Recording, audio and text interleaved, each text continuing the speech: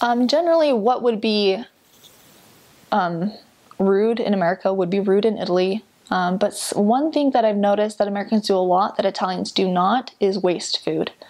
Italians do not waste food. And when Italians love someone, they show their love through their food, through feeding that person.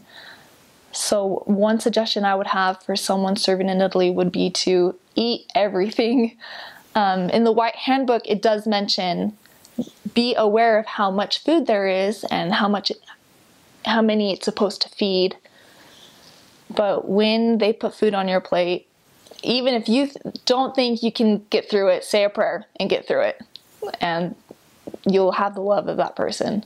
Italians generally, in Rome, I wouldn't have any qualms accepting a dinner invitation.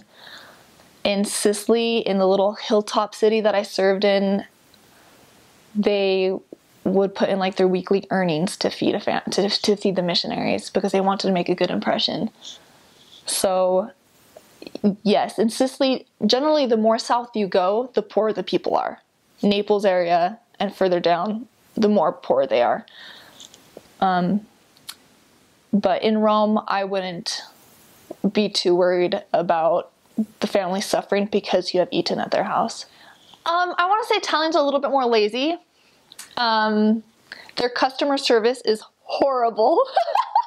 Like if you went to the store and you're checking out and they get a phone call from their friend, they'll take the phone call over checking you out. Like Americans are all about efficiency and getting the customer out.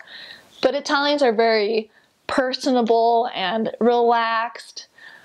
And so that is one big difference. They sleep in, then they go to work, and then they have a lunch break that all the stores close in Rome or in Italy. All the stores close around 1 till at least 3 or maybe 4. 1 to 4 in Sicily, maybe 1 to 3 in Rome. And the city is empty.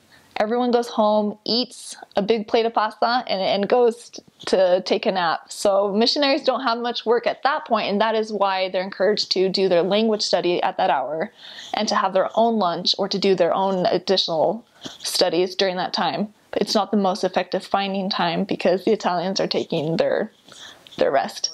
So at 10 o'clock is when you leave the apartment and you don't return. You can return for lunch. I found that returning for lunch takes a big part of your day out because of, like I said, in Rome, from point A to point B, it takes a long time. So we would pack our lunch, some fruit, some vegetables, some crackers, and we would stay out during lunch, find a park, do our language study outside, and then keep working. And at 9 o'clock, we would return home that night. In Rome, we would be lucky to have 1 meal appointment a week. But in Sicily, we didn't have to do shopping because there was always food being dropped off by members.